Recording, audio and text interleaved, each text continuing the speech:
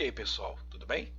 Em Eletrotécnica CA, hoje eu quero resolver um circuito RLC paralelo. Vamos lá?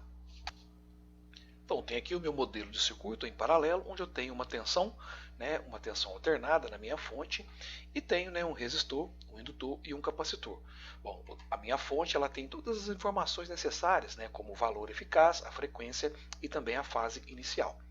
Esse circuito é garantido que ele está em paralelo, pois os terminais de cada elemento estão todos interconectados. Então, dois terminais da fonte estão com os dois terminais do resistor, que estão com os dois terminais do indutor, que estão com os dois terminais do capacitor. Em um circuito paralelo, nós podemos garantir também que a tensão de alimentação é sempre a mesma. Isso vai ser interessante, pois eu vou utilizar esta informação para resolver este circuito sem ter que calcular resistências, reatâncias, impedâncias equivalentes. Eu vou calcular tudo de forma indireta. Bom, o primeiro passo será transformar o indutor na sua reatância e o capacitor na sua reatância. Para isso, temos que utilizar as conhecidas fórmulas em função da frequência. Para XL, a reatância indutiva é igual a ômega-L, que vai ser igual a 2πfL, onde F é a frequência da fonte e L a indutância.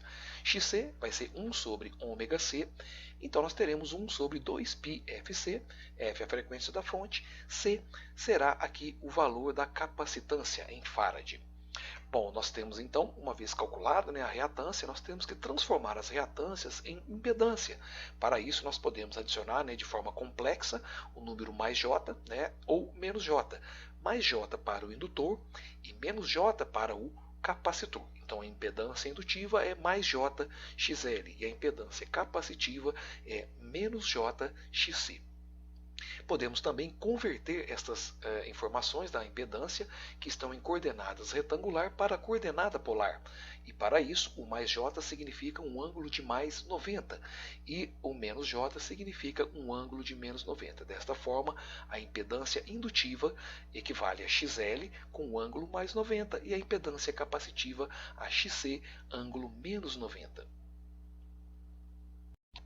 Bom, uma vez que eu tenha transformado o meu indutor e meu capacitor nas respectivas reatâncias e consequentes impedâncias, eu tenho agora que como calcular a corrente em cada um dos elementos passivos do meu circuito, no resistor, no indutor e no capacitor. Por que eu tenho como fazer isso? Porque o circuito está em paralelo e a tensão é a mesma em cada um desses elementos.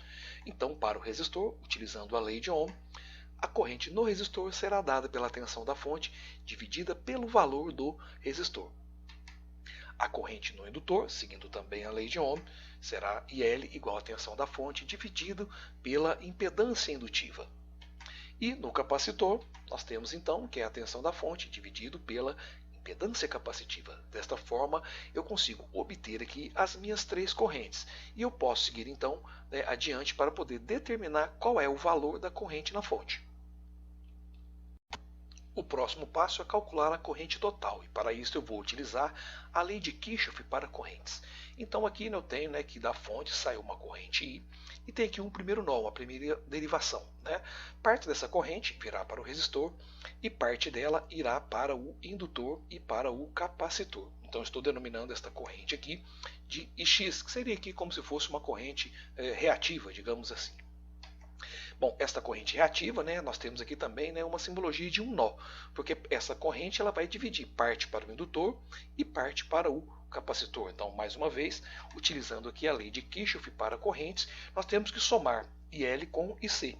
Só que muita atenção, esta é uma soma vetorial. No capacitor, nós temos a corrente em uma fase e no indutor nós temos a corrente em outra fase. Na verdade, elas estão em fases opostas. Uma está em mais 90 e a outra está em menos 90. Então nós podemos calcular a resultante aqui para a corrente X, fazendo simplesmente a diferença entre os valores do IL e do valor de IC. E vamos tirar aqui este valor em módulo. Este valor X seria um valor, por exemplo, que você estaria lendo em um voltímetro, um amperímetro, caso você montasse o circuito e ali inserisse tal instrumento. Bom, e o ângulo da corrente IX, da corrente reativa, ela vai ser igual a mais ou menos 90. Bom, e como eu vou definir né, se o meu ângulo é positivo ou se o meu ângulo é negativo. Lembrando que este é o ângulo da corrente, né, e muita atenção, né, este ângulo, né, da corrente X, da corrente reativa, ele vai ser positivo se a corrente do capacitor for maior que a do indutor, e será negativo em caso contrário. Então, né, se a corrente, né, do capacitor for maior, o seu ângulo será positivo. E se a corrente for menor, o seu ângulo será negativo. Poxa, mas o capacitor não é negativo, o indutor é positivo? Não, isso é válido para a impedância. A corrente está sempre, né, contrária à impedância. Bom, então com isso, né, a gente agora pode então determinar, né, qual é o valor da corrente na fonte, né, utilizando aqui IR mais IX. Bom, e assim, né, você vai ter que, mais uma vez, como essa corrente resultante X está num ângulo de 90, ela também, né, vai estar de forma ortogonal com a corrente do resistor.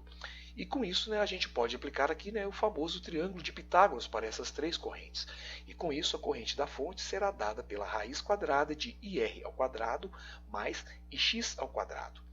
E o ângulo da corrente na fonte, né, também vai ser obtido utilizando aqui a fórmula da tangente inversa, né, o arco tangente, ou tangente a menos 1, da corrente reativa, da corrente Ix, dividida por IR. E mais uma vez, este ângulo, né, será igual ao ângulo do Ix. Tá?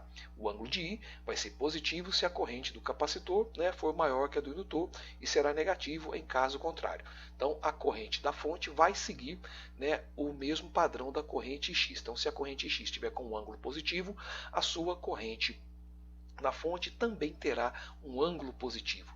Se a sua corrente IX, né, a corrente resultante do capacitor e do indutor, for negativa, a sua corrente na fonte também terá um ângulo negativo. E esses ângulos, né, indicam, né, se a corrente está avançada ou se ela está atrasada com relação, né, ao referencial, à fase inicial da sua tensão de alimentação. Bom, e por fim, né, de forma opcional, se você quiser, você pode obter aqui a impedância equivalente desse circuito, utilizando para isso a lei de Ohm, né, dividir então a tensão da fonte de alimentação pelo valor da corrente, né, da corrente que você obteve. E se você fizer isso de forma fasorial, você irá obter não só o módulo da impedância, como também o ângulo equivalente desta impedância. Bom, então em resumo, né, nas etapas para a solução aqui do circuito RLC paralelo, você deve calcular reatâncias indutiva e capacitiva, calcular as impedâncias indutiva e capacitiva, ou seja, adicionar o ângulo de 90 e menos 90, calcular então a corrente individual, né, no resistor, no capacitor e no indutor, finalmente juntar a sua corrente total, né, calculando a corrente equivalente da parte reativa do indutor capacitor e depois calculando junto à corrente do resistor para que você obtenha então a sua corrente total, né? E se você quiser você pode até utilizar, né, de forma indireta o valor aqui da impedância, né, utilizando a lei de Ohm pela tensão dividido pela corrente que você obteve. Bom galera, com relação aí ao circuito RLC paralelo, era isso que eu queria mostrar para vocês. Que todos estejam bem, um forte abraço a todos e até o próximo vídeo, pessoal.